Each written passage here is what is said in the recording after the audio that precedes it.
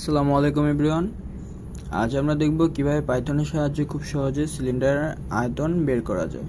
আপনারা জানেন সিলিন্ডারের আয়তনের জন্য আমাদের ব্যাসার্ধ উচ্চতার মান প্রয়োজন। আমরা একটি ফাংশন তৈরি করব যা এই মানগুলি নিয়ে সঠিক ফলাফল প্রদান করে। চলুন কোডটি দেখা যাক। প্রথমে আমরা চলে যাব পাইচার্মে। তারপর এখানে আমাদের প্রথমে কিছু ইনপুট নিতে হবে। তো আমরা জানি যেহেতু সিলিন্ডার এর একটি ব্যাসার্ধ আছে, আমরা ব্যাসার্ধকে ধরলাম রেডিয়াস। তো আমরা প্রথমে এটা ইনপুট নিতে হবে।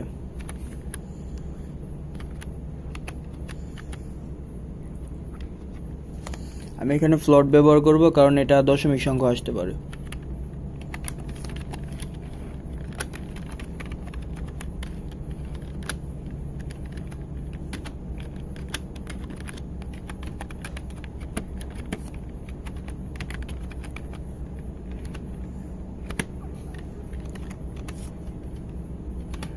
তারপর আপনারা জানেন আমাদের শুধু ব্যাসার্ধ নিলে হবে না, আমার সাথে একটি উচ্চতাও জানা লাগবে, কারণ আমরা জানি যে কোনো সিলিন্ডার আকৃতির বস্তুর আয়তন হচ্ছে পাই আর স্কোয়ার এইচ।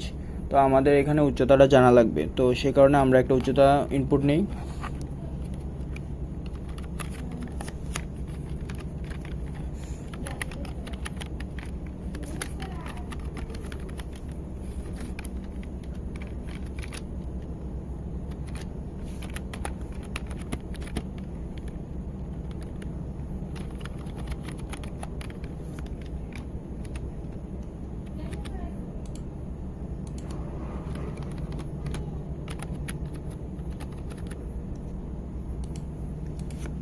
আচ্ছা, হয়ে গেল। তো আমাদের এখন মূল সূত্রটি লিখতে হবে।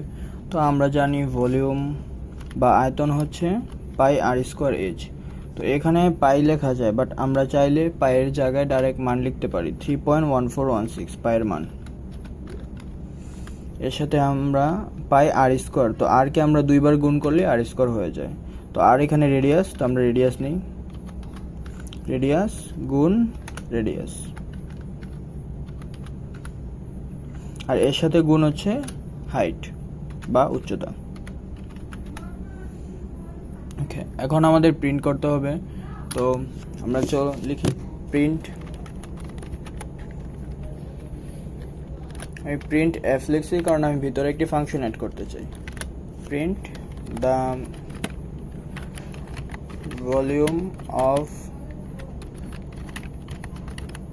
সিলিন্ডার ইজ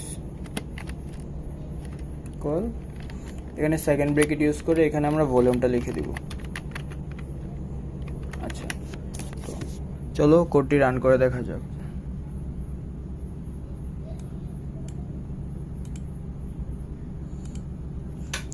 দেখা যাচ্ছে আমাদের কোডটি সাকসেসফুলি রান হয়ে গেছে। আমি এমনি একটা রেডিয়াসের মান দিলাম 1 বা 10,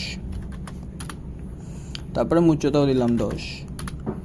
দেখা যাচ্ছে আমাদের সিলিন্ডারের আয়তন বের হয়ে আসছে 3.3141.6। এটাই আমাদের আয়তন। ধন্যবাদ সবাইকে, থ্যাঙ্কস ফর ওয়াচিং।